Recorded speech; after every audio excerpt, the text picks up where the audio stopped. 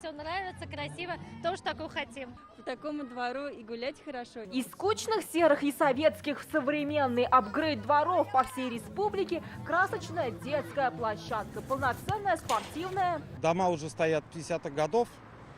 Такого двора, обновления такого не было никогда, наверное, как вот сегодня. Здесь очень красиво стало по сравнению с тем, что было. Сейчас здесь... было? А здесь ничего не было. Молодцы, надо спортом заниматься. Как было и стало, оценил и Рустам Минниханов. Тут и игры настольные, которые должны объединить соседей, и поле футбольное только для победных голов.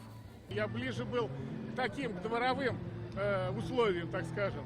Но к хорошим привыкают. Я думаю, что мы освоим это поле и будет все классно. В одном дворе вспомнить старые советские игры, поиграть на современном поле и сделать новомодное селфи. И таких не дворов, а целых парков развлечений. По Казани больше 300, а по Татарстану десятки сотен.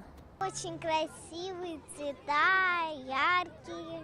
Больше 3 миллиардов на изменения, которые кардинально поменяли дворы. Это по всей республике. Свои новые дворы в этом году оценили в Зеленодольске, Нижнекамске, Казани. Двери удивительные, очень удобные. Привели в порядок, теперь здесь стал как в парке прям. Почаще бы таких обновлений. С такими дворами жильцам остается удивляться, а их соседям только завидовать. После праздника двора Рустам Минниханов на ретромобиле уехал на автошоу. Альбина Минибаева, Александр Ломанов, ТНВ, Казань.